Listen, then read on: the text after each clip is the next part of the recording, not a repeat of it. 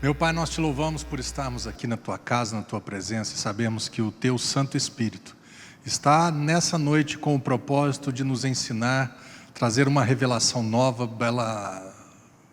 da palavra do Senhor, algo que nos liberte, algo que nos leve a um relacionamento verdadeiro e íntimo com o Senhor. E nós nos dispomos agora, Espírito Santo, para receber o que o Senhor tem para as nossas vidas nessa noite. Amém? Nossas quartas-feiras de verdades que nos libertam, né? Jesus disse o quê? E conhecereis a verdade, e a verdade nos libertará. Aliás, eu vou fazer propaganda para o culto de domingo que vem. Top o tema, hein? Santidade e a graça e a santidade.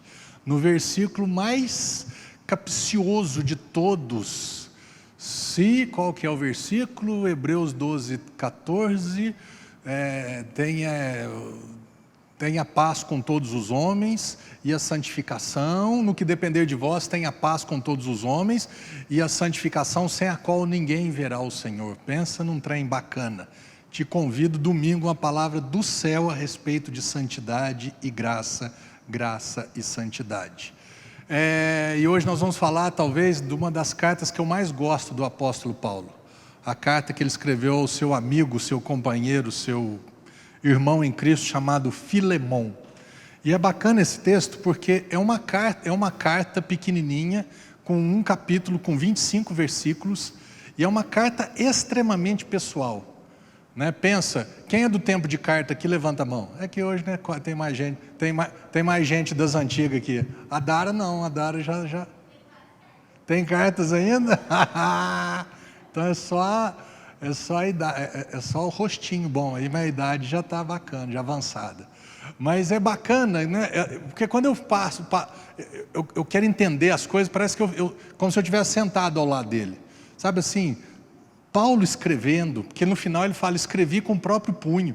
Tinha umas outras cartas que ele, Lucas, escreve para mim, Nancy, escreve daqui. Não, essa ele parou, escreveu, direcionada não a uma igreja, mas direcionada exclusivamente a uma pessoa chamada Filemon.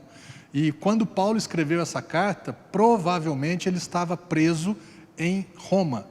E Filemon era vamos falar assim, um cara muito bem sucedido na cidade de Colossos. Colossos vem então da carta aos Colossenses. Então Paulo escreve essa carta para um homem chamado Filemon, que provavelmente morava em Colossos, e Paulo provavelmente estava prisioneiro em Roma, naquele tempo que ele ficou aprisionado, tanto na cadeia, depois ele alugou uma casa e por aí vai. E essa carta é muito bacana, que ela tem três personagens: Paulo, que escreveu, Filemon, que é o que recebeu a carta, e um camarada chamado Onésimo. E essa palavra, o nome desse homem, Onésimo, significa útil.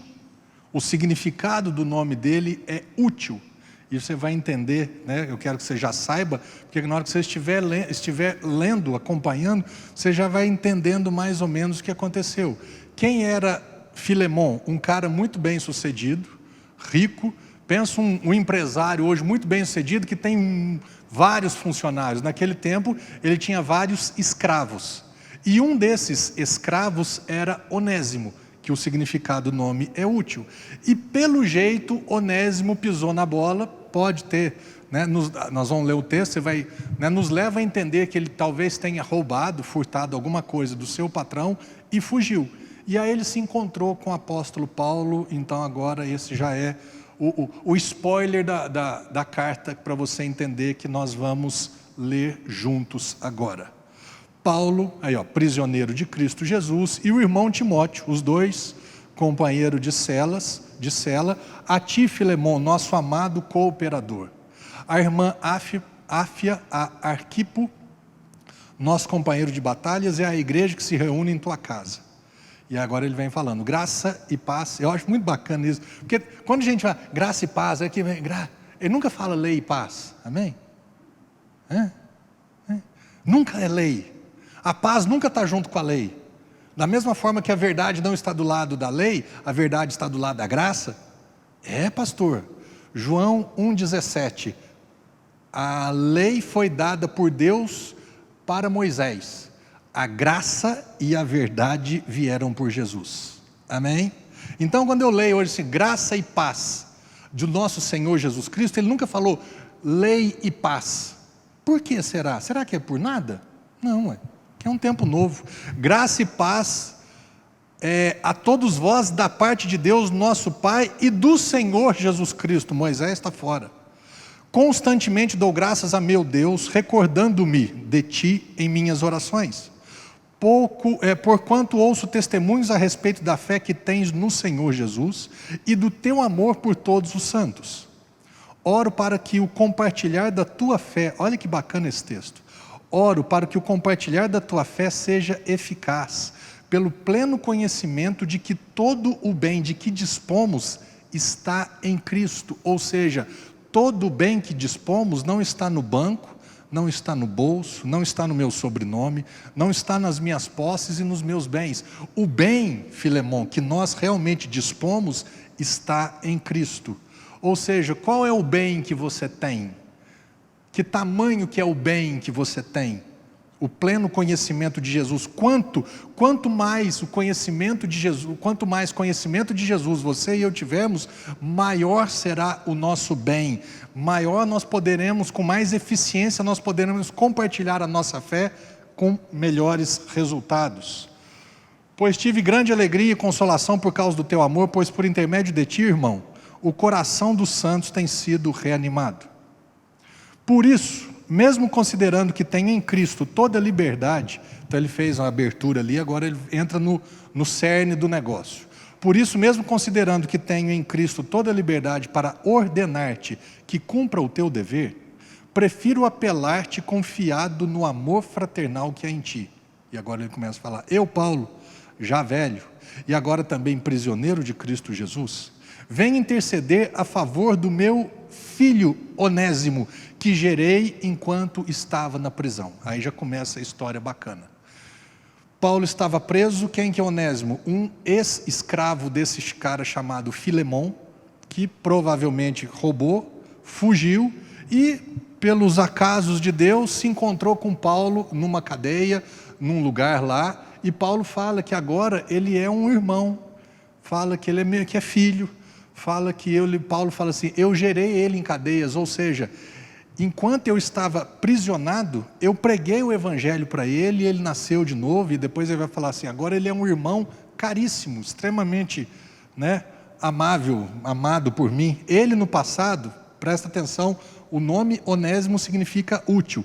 Ele no passado, apesar de chamar Onésimo, ele foi inútil. Entretanto agora, ele é útil tanto a ti quanto a mim. Então Paulo faz um joguinho ali. Lá no passado, ele era Onésimo, ele era útil, significado, mas ele foi inútil. Foi inútil para você, foi inútil para mim, foi inútil no reino. Por quê? Porque ele não conhecia Jesus, ele não tinha nascido de novo, então ele não era útil para o reino. Ele não podia servir ou ser um instrumento de Deus para servir pessoas. Mas agora, depois que ele nasceu de novo, agora ele é um Onésimo com utilidade. Ele chama útil, ele chama Onésimo, e agora ele é uma pessoa, um instrumento de Deus que pode ser usado por Deus para você e para mim. Continuando. E agora Paulo está falando assim, eu vou mandar ele de volta. Eu o envio de volta a ti, como se estivesse enviando o meu próprio coração. Bem que eu gostaria de mantê-lo comigo, para que em teu lugar me servisse nas algemas que carrego por causa do Evangelho. Então é como assim, Paulo ele nasceu de novo, deve ter ficado alguns dias, sei lá, algumas semanas com Paulo, e Paulo já estava quase que de olho nesse caboclo, ele vai ser útil para mim. Ele vai me servir, eu estou aprisionado aqui, mas ele pode me servir, ele pode fazer coisas que eu não posso fazer mais porque eu estou aprisionado. Mas ele fala, eu não vou fazer isso, só se for da tua vontade, mas primeiro ele vai para aí. Todavia não quis fazer nada sem o teu consentimento, para que qualquer favor que venhas a fazer, seja fruto da tua espontaneidade e não por constrangimento. É possível que ele tenha sido separado da tua companhia por algum tempo, a fim de que pudesses reavê-lo agora e para sempre. Não mais na condição de escravo, aliás, muito melhor do que escravo, como um irmão amado, particularmente para mim, por mim, e ainda mais por ti, tanto como amigo pessoal, quanto como cristão. Pensa, hoje eu fiquei nesse texto aqui, eu falei, capaz, um cara que, entre aspas, igual o Paulo falou, ele era inútil, valia nada, era um escravo, então assim, ninguém dava valor para ele, ele provavelmente fez alguma coisa errada, fugiu, e agora ele se encontra com Paulo. E aí, eu tenho batido muito na tecla lei, graça e lei, porque é isso. E se ele se encontra com um fariseu?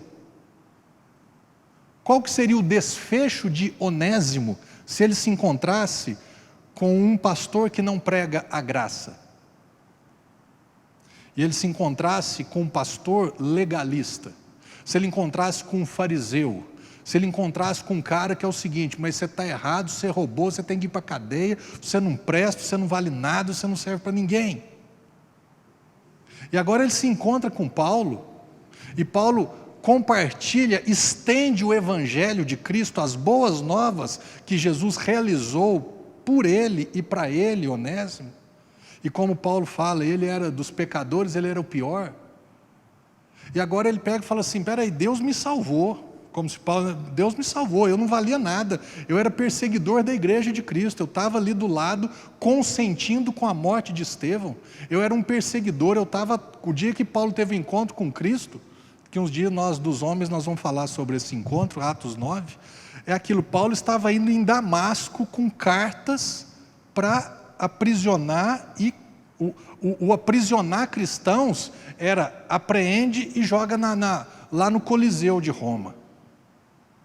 Por isso que, se você já foi, não tem problema nenhum, se você deseja ir à Itália e deseja visitar o Coliseu, é ok, amém, mas ô Marcelo, nem que me pagar uma passagem de primeira classe, eu não vou para a Itália visitar, ver Coliseu romano.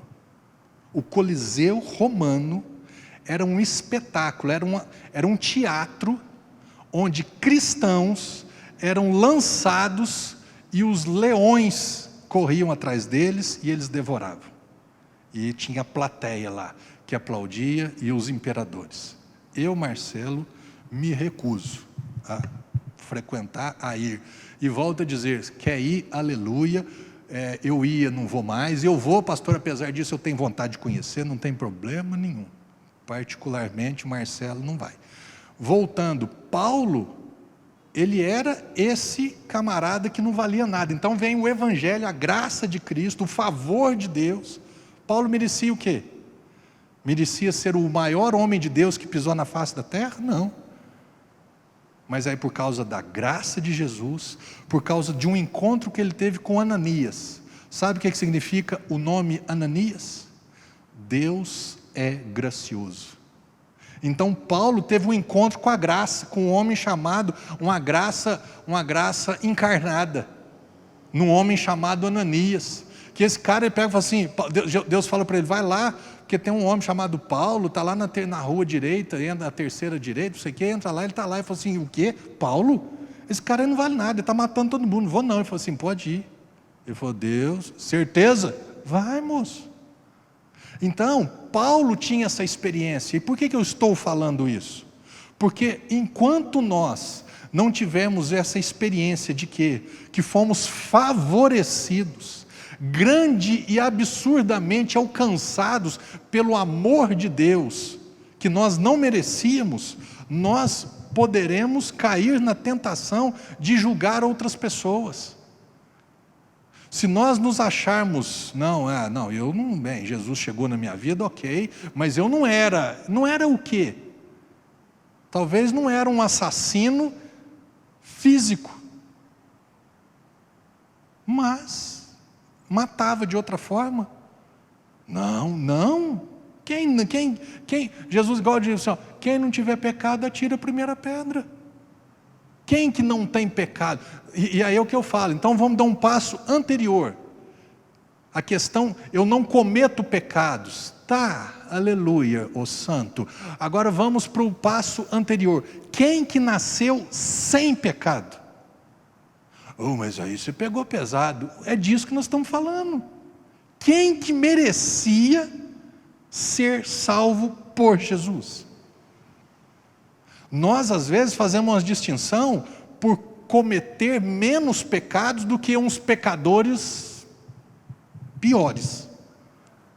Mas na condição de um pecado menor ou maior, risca isso. O problema nosso não é cometer mais ou menos. O problema nosso é a condição que nós nascemos. Todos pecaram e carentes estão da glória de Deus e ponto.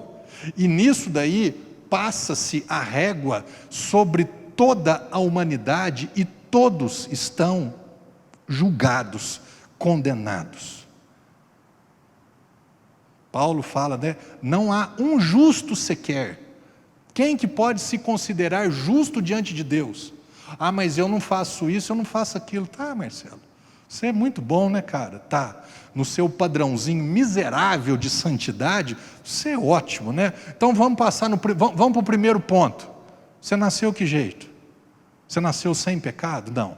Por causa de Adão você nasceu em pecado, então você tem um problema. Ou você cumpre a lei, todos os mandamentos, todos os dias, até o resto da sua vida, ou está na roça.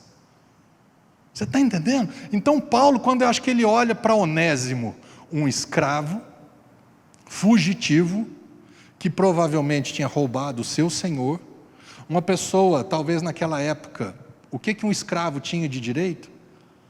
Que glamour que tinha na sua aparência, a sua vida na sociedade, diante dos outros, não era nada. Eu acho que Paulo, peraí, Deus cuidou de mim, Jesus foi graça na minha vida, eu vou estender minha graça a ele também. Esse daqui é um pecador perdido, um escravo, ninguém dá nada a ele. E aí Paulo restaura essa vida, né? Deus, através de Paulo, restaura essa vida. Fala, agora ele é um irmão amado, ele é um cristão. Lá atrás ele não era útil, agora ele é útil para você e para mim. E ele fala assim, agora eu vou mandar ele de volta para você. Recebe-o como se estivesse recebendo a mim. Já já você vai entender isso que eu estou te falando. Continuando. Assim sendo, se você, Filemon, me considera, Paulo falando, né? Se você me considera um irmão no Senhor, recebe-o como se recebesses a mim mesmo. Pode continuar. Contudo, isso daqui. Se ele te causou algum prejuízo, ou te deve qualquer coisa, pensa nisso daqui. Lança todo o custo, lança toda a dívida na minha conta. Eu, Paulo, escrevo essas palavras de próprio punho. Eu pagarei, para não mencionar que tu me deves tua própria vida. Sim, amado irmão, eu gostaria de receber de ti algum favor por estarmos no Senhor. Reanima o meu coração em Cristo. Dá uma paradinha aqui. Esse texto fala de 3 pessoas, 3 personagens. Filemon, o Senhor, o dono de tudo. Onésimo, um escravo que fugiu, roubou provavelmente. E Paulo, uma pessoa que conheceu o Evangelho. Esse texto aqui, ele representa 3 pessoas. Filemon, o Deus, o Criador, o Pai, o Senhor de tudo. Paulo é o Jesus Cristo. Por que Paulo é Jesus? O Pai, Filemon, Paulo falando para Filemon, Jesus falando para o Pai, Pai, se o Marcelo roubou alguma coisa, se o Marcelo tem dívida diante de você, põe na minha conta, porque eu vou pagar. No nosso caso, Jesus já pagou a nossa conta, Jesus já pagou a nossa dívida. A questão é, nós nos vemos assim, nós nos víamos devedores, que precisava de alguém para ser alguém para pagar a nossa dívida. O problema é que os seres humanos, eles não se veem devedores diante de Deus. O problema do ser humano é que ele se acha bom, que ele não é tão ruim como um Onésimo. Primeiro, eu não sou escravo, eu tenho até um diploma. Eu sou uma pessoa culta, eu eu não mato, eu não roubo, eu. Tá. Sabe qual que é a conclusão? Eu não preciso de que alguém pague a minha conta por 2 motivos. Primeiro, porque eu acho que eu não estou devendo nada. E segundo, se eu dever, eu pago. Eu tenho dinheiro para fazer boas obras. Essas são as religiões. E se nós trouxermos até para a religião evangélica, você está em dívida com o Senhor, você tem que pagar o seu dízimo. Essa semana eu tô numa fase meio igual eu preguei domingo, né? Uma discussão acirrada, eu estou numa fase meio animado demais. Escutei domingo, eu estava sentado aqui no púlpito, no final do culto. Aí veio uma irmã aqui da igreja, que fazia tempo que eu não a via, que tem um menininho, e eles são aqui da igreja, ficaram um tempo, né? Não sei se ficaram de pandemia, mas ok, tá. E eu falei, moça, era você que estava aí, estava até perto, sentado ali, perto de onde a Marina está ali. Eu falei assim, eu achei que era você, mas por causa da mão, tá, ok. Eu falei assim, e teu filho, cadê ele? Não vou falar o nome para você não saber, não. Pra você descobrir. Então, assim, mas então, ele está aqui. Eu falei assim, nossa, que saudade dele, já deve estar grande, porque eu acho que fazia 1 ano que eu não os via. Aí ela pegou e falou assim, e hoje quando eu falei, nós vamos na igreja, ela falou assim, nós vamos na igreja do meu pastor? Eu falei, uai, então eu sou pastor dele, brinquei, né? Ela falou assim, você não sabe o que aconteceu? Há 1 mês e meio, 2 meses atrás, nós fomos numa igreja mais ou menos perto lá de casa, porque estava sem condição de vir aqui, e aí nós fomos na igreja, quando nós saímos da igreja, eu estou falando de um menino, que tem o quê, 4 anos? 5 anos no máximo? Deve ter, vamos falar que tenha 4 anos. Chegou, disse que saiu da igreja, e falou assim, mamãe, Jesus está triste comigo. Ela falou assim, uai, por quê? Ele falou assim, ó, porque hoje na hora lá na salinha, na hora que a tia falou que tinha que dar dinheiro, eu não tinha dinheiro para dar, ela falou, Jesus está triste com você que não trouxe dinheiro. Eu vou falar uma coisa para vocês. Se fosse um homem, um pastor falasse isso, eu dava nele. Eu não dou conta desse negócio não. Espera aí, cara. Uma criança. Você não conhece Jesus. Você não faz ideia de quem seja Jesus. É o que Jesus falou para os fariseus. Vocês não entram no reino dos céus e vocês estão impedindo os pequenininhos de entrar. Vá tomar banho. Vocês estão de brincadeira comigo. Você está entendendo? E quando eu falo, nossa, o pastor está falando de pastor. Gente, é absurdo o que está acontecendo. Por quê? Porque não tem noção de quem é Deus. Não sabe o que Jesus fez. Ele acha que ele é bom, que ele dá conta, que o pecado dele é menor do que o outro. Irmão, a questão não é de maior ou menor, se mais um número maior ou menor de pecados. A questão é a condição que nós nascemos. E ou você cumpre a lei, você quer se justificar diante da lei, então cumpra a lei toda. O que eu preguei domingo, quando chega aquele concílio lá de Paulo, Pedro, Barnabé, e chega um concílio lá em Jerusalém, capítulo 15, porque estava sendo ensinado que os cristãos que estavam nascendo de novo, eles também precisariam de serem circuncidados e guardar os mandamentos, os 10 mandamentos, a lei de Moisés. Aí chega Paulo e fala assim, que palhaçada que é essa? Está tudo errado. Aí eles voltam lá para Jerusalém, faz um concílio, Tiago, o moderador da igreja, pega e fala assim, não, vamos chegar a um consenso aqui. E aí diz que teve uma disputa acirrada entre os que falavam tem que guardar a lei e os que falavam não tem que guardar a lei. Cristo cumpriu toda a lei. E aí chegaram a um consenso, qual? Não, a partir de agora, o que Cristo fez, basta. Não precisa mais cumprir a lei. Paula, coloca para mim por favor, Atos capítulo 15, versos 10 e 11, que é o desfecho dessa reunião, que eu falei, que coisa maravilhosa, porque isso me mostra, é assim, Marcelo, você está certo, de ser um combatente contra a lei, e um combatente a favor da graça, porque assim, às vezes eu olho para o lado assim, parece que eu estou sozinho, aí tem umas leizinhas aqui, tem um pezinho ali, tem um fardozinho aqui, tem uma canguinha aqui para você andar junto comigo. Você está ficando louco? Então o que Jesus fez não basta, não é suficiente. Eu gosto muito que ali fala que quando eles estavam falando sobre isso, falou assim, depois, você achou aí, Paula? Esse daqui, ó, é o resultado desse conselho. Depois, se você não assistiu o culto de domingo, assista. Um culto, uma palavra fantástica. Não estou, Marcelo, não, o Evangelho. Agora, pois, por que quereis tentar a Deus, colocando sobre as costas dos discípulos uma carga que nem nossos antepassados e nem nós mesmos conseguimos suportar? Ele falou assim, mas de maneira nenhuma. Conclusão, nós cremos que somos salvos pela graça do Senhor Jesus, exatamente do mesmo modo que os gentios também. Ou seja, a graça basta. Não foi isso que Deus falou para Paulo? A minha graça te basta. Vós sois salvos pela graça mediante a fé, isso não vem de vós, é um dom de Deus, não de obras para que ninguém se glorie. Esse é o Evangelho.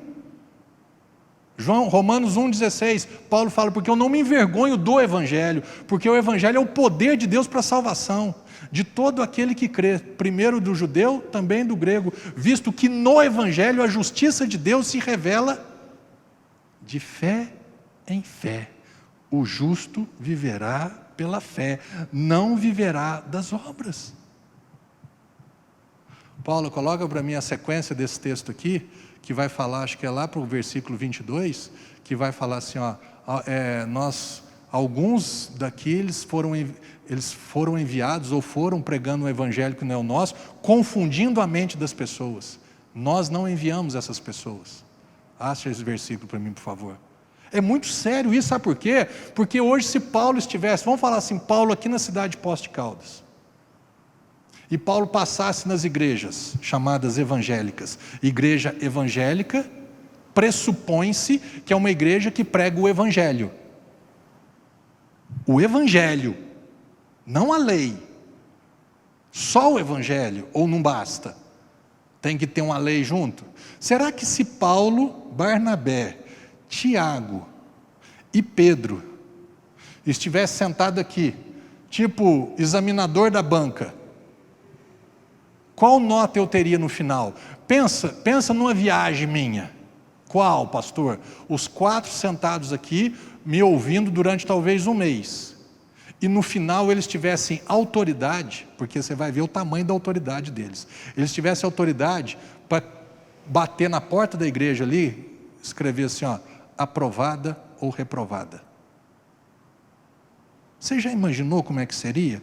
Porque, olha, depois que eles fizeram esse conselho, chegaram a esse consenso, a graça basta, não precisa de circuncisão, não precisa de lei. Achou aí, Paulo? Exatamente isso, obrigado. Olha a conclusão disso, aqui nós lemos, o versículo 10, 11, daqui é o 24. Desde que soubemos que alguns saíram de entre nós, sem a nossa permissão, e vos tem constrangido por meio de suas palavras, confundindo-vos a mente. É sério o negócio, irmãos. A igreja está crescendo, a igreja está bombando, a igreja está na moda, a igreja isso, a igreja...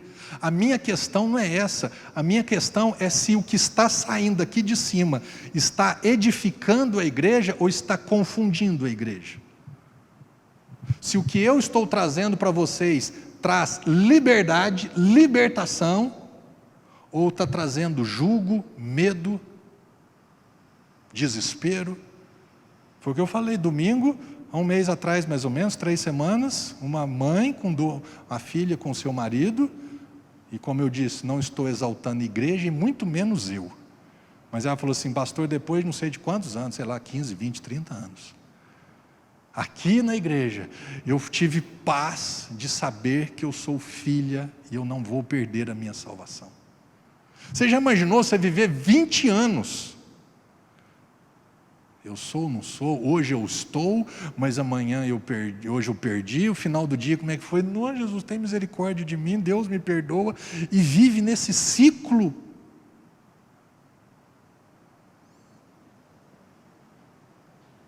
Você já imaginou sentar essa turma, Paulo, que era a turma ali, Paulo, Tiago, Barnabé e Pedro? Fala, Marcelo, tá bem, mas aqui ó, tem esses 3 pontinhos aqui que você precisa consertar. Porque isso que você está falando não é o Evangelho. E se você não consertar, sabe o que significa? Você não foi enviado por nós. Você não faz parte da turma que prega o Evangelho.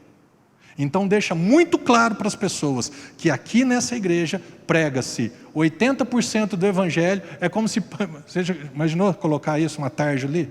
Sal da terra, 80% Evangelho, 20% lei. Para que ninguém entre aqui confundido. Ninguém saia daqui enganado. Não, eu estou indo numa igreja onde prega-se uma porção do Evangelho e uma porção da lei. Então, ok. Você entrou porque você quis. O problema grande é que as pessoas entram sem saber o que está sendo dado.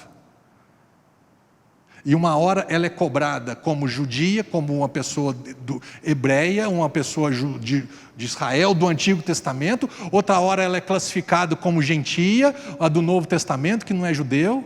E ela não sabe quem ela é. Foi o que eu falei domingo, não tem identidade, não tem personalidade, porque hoje é quem? Hoje eu sou quem? Hoje o sarrafo está batendo em quem? Ah, está batendo... Não, mas isso daí era para o povo judeu do Antigo Testamento. O que eu tenho a ver com isso?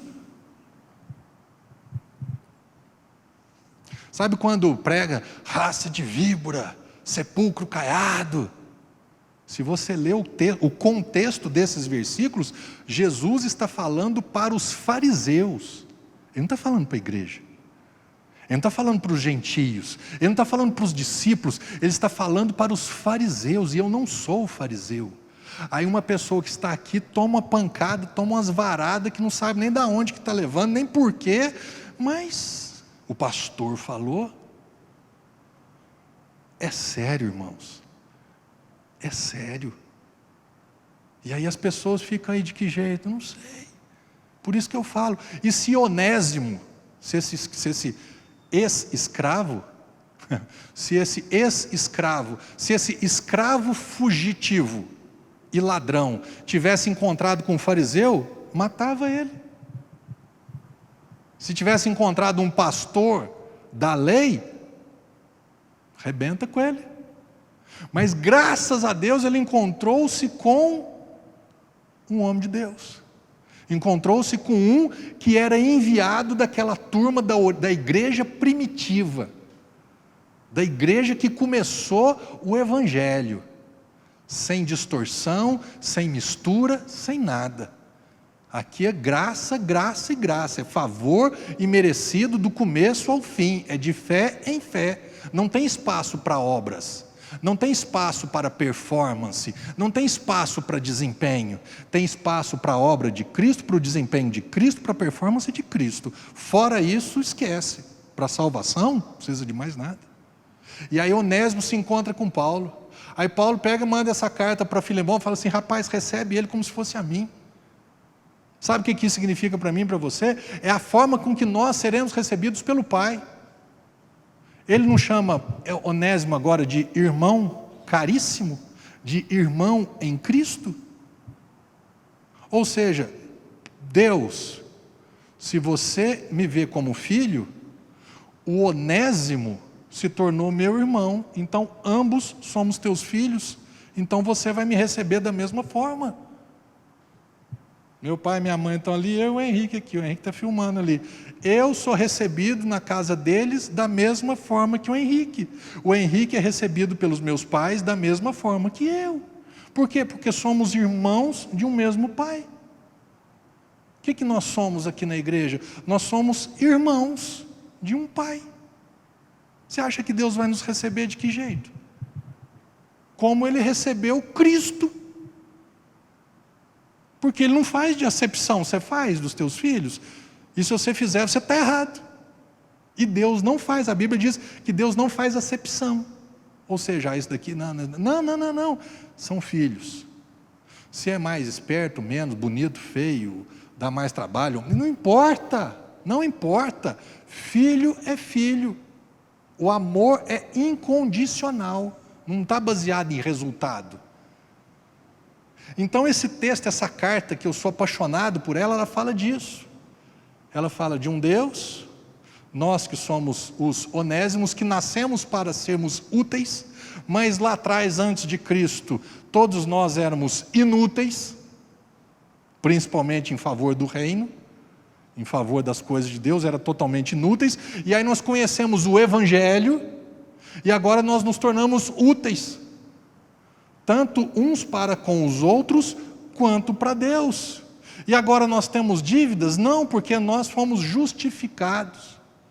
E nós que pagamos a nossa dívida? Não, foi Paulo que pagou, que falou, se tiver devendo alguma coisa, põe na minha conta.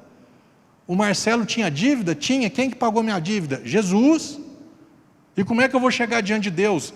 Feliz da vida, em paz, porque eu fui justificado. Eu não tenho mais culpa, eu não tenho mais dívida, eu não tenho mais nada, porque alguém, Paulo, pagou a dívida de Onésimo, alguém, Jesus, pagou a minha dívida. E agora, Onésimo, pode voltar para a casa do seu Senhor. Nós podemos voltar para a casa do nosso Pai sem medo, sem preocupação. Lembra do filho pródigo? Tem falado tanto sobre ele, né?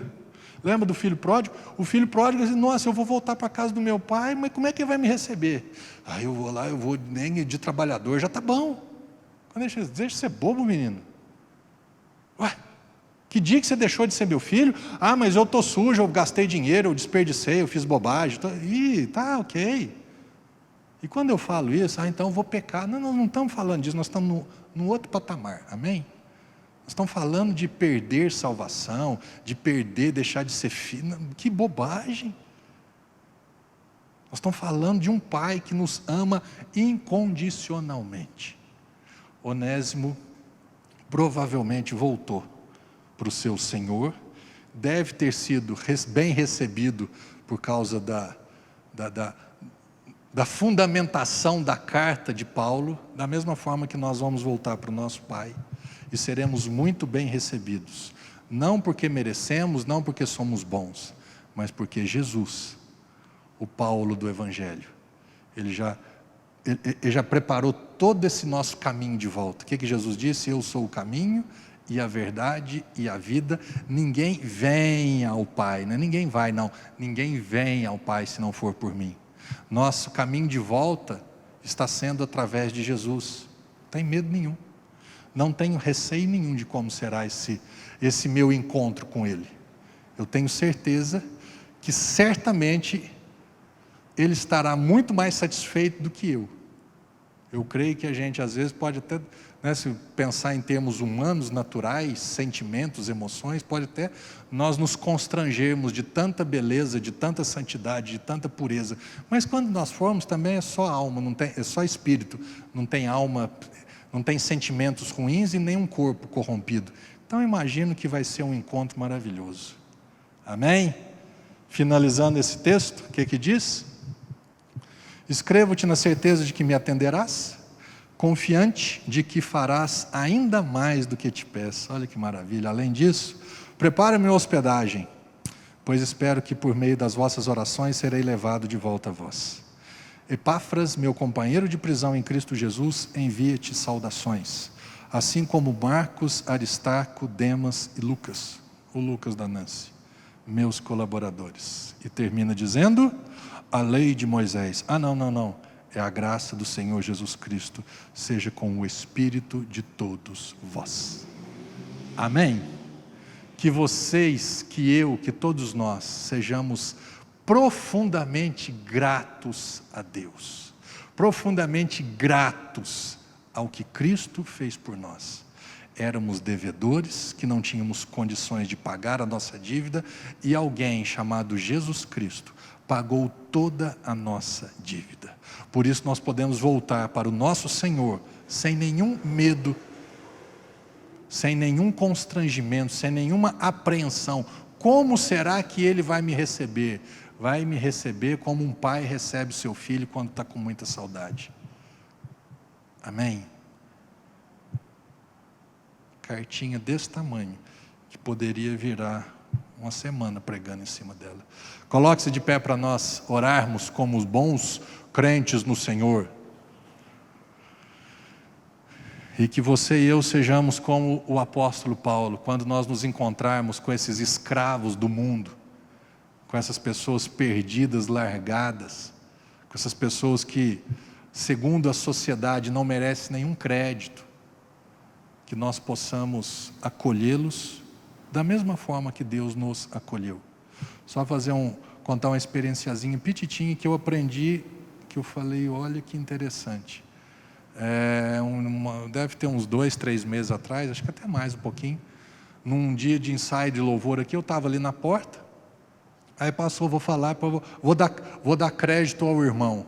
Passou o Tiago Matavelli, quem lembra conhece o Tiago Matavelli. Ele fala, ele é apaixonado em Jesus e fala mesmo, não está nem aí. E aí ele parou ali, a gente ficou conversando, aí de repente chegou um mendigo, do lado ali, parou, e ele chegou, e na hora que ele chegou, ele já falou assim, gente, vocês me desculpem, é que eu estou na condição que eu estou. O Tiago pegou e falou assim, qual que é o teu nome? Ele falou assim, você está perguntando meu nome? Por que você quer saber meu nome? Ninguém pergunta meu nome. Gente, aquilo ali para mim foi um aprendizado tão grande. É um nada, é um ninguém, é um cachorro largado na rua, que ninguém quer saber nada da vida dele, nem o nome dele. Por que eu vou querer saber o nome dele? Ele não vale nada. E eu vi assim, o impacto que ele teve pelo Tiago perguntar, qual que é o teu nome? Ele se sentiu a pessoa mais valorizada do mundo. Falei, caramba, aprendi essa. Então, tem um tanto de Onésimo aí para a rua, tem um tanto desses mendigos aí na rua, andando por aí, perdido, que ninguém dá nada, que ninguém faz nada. E nós, que somos pregadores da graça, que conhecemos o Evangelho, o que nós temos feito com essas pessoas? Quando se aproximam, quando chegam? Qual que nós temos estendido a mão, né? Amém? Espírito Santo, que o Senhor possa fazer dessa palavra uma verdade reveladora nas nossas vidas. Que nós sejamos de fato pregadores do Evangelho, que vivamos o Evangelho, que compartilhemos o Evangelho, que estendamos o Evangelho a todas as pessoas. O Senhor mesmo disse que o Senhor veio para pregar o Evangelho aos pobres. E os pobres não são simplesmente pobres financeiramente, mas são pessoas carentes de um Salvador, carentes de salvação, carentes de perdão, carentes do Evangelho. Que nós tenhamos essa sensibilidade para vermos pessoas que possam estar andando num carro de 1 milhão, mas são pobres, que estão necessitados de um Senhor, de um Salvador, de perdão e de justiça. Em nome de Jesus, que sejamos como Paulo, que venhamos estender o Evangelho a todos os escravos que vão deixar de ser, que serão ex-escravos e se tornarão irmãos caríssimos, irmãos em Cristo, que antes eram inúteis, mas agora são úteis, tanto para nós, principalmente para o Senhor. Que nós sejamos parecidos com Paulo, como ele disse, sede meus imitadores, como eu sou de Cristo. Que o Senhor nos use e que sejamos ousados no teu nome. Ao Senhor toda a honra e toda a glória, Jesus, para sempre. Amém. Amém?